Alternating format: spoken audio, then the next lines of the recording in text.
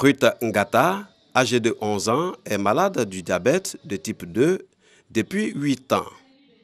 J'ai eu le diabète de type 2 à 3 ans. Un jour, il était un peu inconscient et donc ma maman m'a donné un peu de sucre. Et après, elle m'a amené à l'hôpital pour venir faire une consultation. J'utilise des insulines, je me pique matin, midi, soir et puis un avant de partir me coucher. Elle se rend à une rencontre dénommée Arbre de vie, initiée par l'Association des parents d'enfants diabétiques de Côte d'Ivoire, en collaboration avec l'Institut national de santé publique. Une activité qui a pour objectif d'apporter le sourire à ces enfants vivant avec le diabète en ces périodes de fêtes de fin d'année.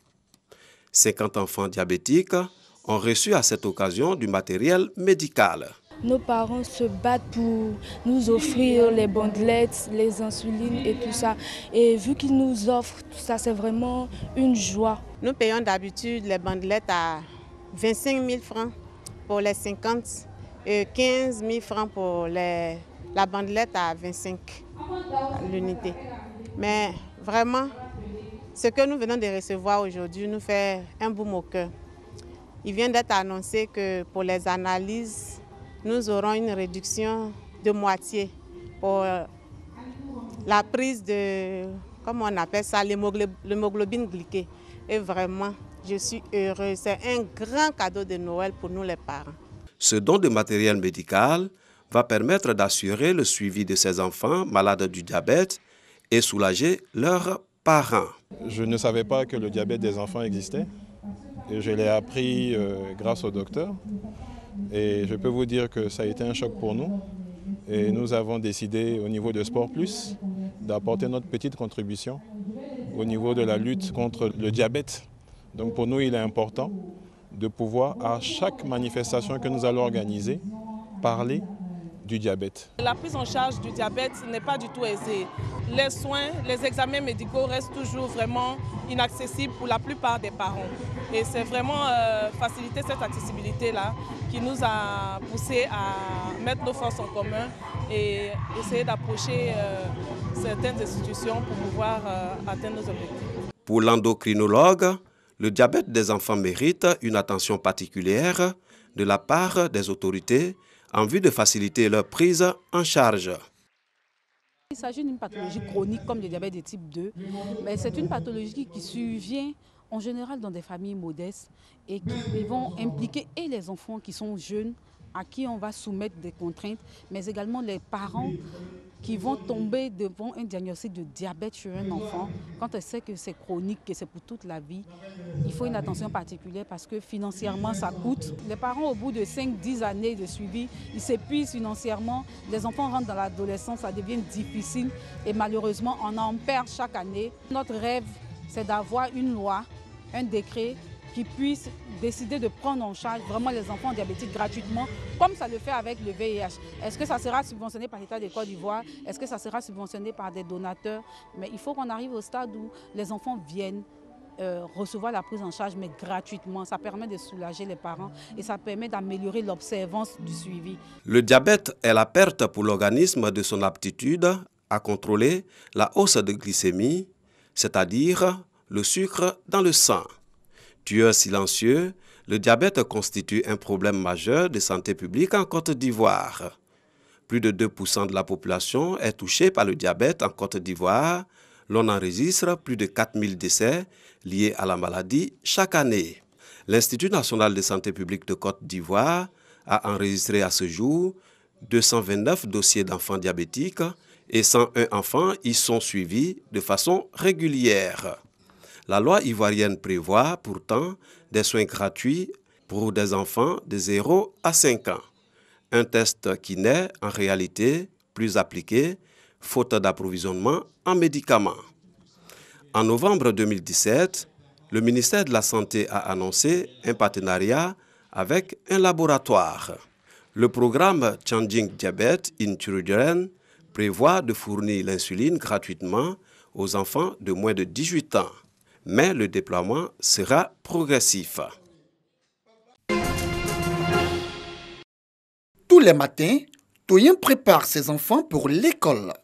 Des enfants comme les autres. sauf qu'ils sont nés à l'aide d'une mère porteuse en Inde. Toyin a eu recours à la gestation pour autrui après avoir lutté 12 ans contre les tumeurs utérines. Aujourd'hui, elle a ouvert une agence pour aider les couples ayant des problèmes de conception au Nigeria. La gestation pour autrui existe au Nigeria et lorsque vous le faites légalement, vous signez les papiers nécessaires, vous faites appel à un avocat et vous avez une agence comme la nôtre qui vous guide pendant le processus. Vous êtes en sécurité. Et quand la mère porteuse accouche, l'hôpital vous confie le bébé directement. Au Nigeria, aucune loi encadre la GPA, gestation pour autrui. Elle n'est ni autorisée ni interdite. Ada a reçu 5 000 € avec un logement pendant la grossesse pour être une mère porteuse. Son mari a accepté car il était sur le point d'être expulsé. J'ai presque donné ma vie pour que nous déménagions. À ce moment, les tribunaux venaient pour expulser les familles des maisons et jeter nos affaires dans la rue. Ça m'était impossible à imaginer. Pays profondément spirituel, la gestation pour autrui est mal vue au Nigeria par les chrétiens évangélistes et les imams. Quant à l'infertilité chez la femme, elle est perçue comme une punition divine. Même si le business de la fertilité est en plein essor, il reste bien souvent tabou. The numbers in the last 2 years have really gone up. And we have Les chiffres ont vraiment augmenté ces 2 dernières années. Nous n'avons pas seulement des personnes qui résident au Nigeria, mais beaucoup aussi d'Europe, des Nigérians vivant en Europe ou aux États-Unis. La gestation pour autrui n'est cependant pas accessible financièrement à toutes les familles. Certaines se tournent vers l'adoption et les usines à bébés des maternités où les femmes accouchent sous X d'enfants non désirés. La Fondation Félix Houphouët-Boigny pour la recherche de la paix, la résidence du père fondateur de la Côte d'Ivoire, Félix Houphouët-Boigny, la basilique Notre-Dame de la Paix et la grande mosquée de Yamoussoukro, la mosquée de la paix.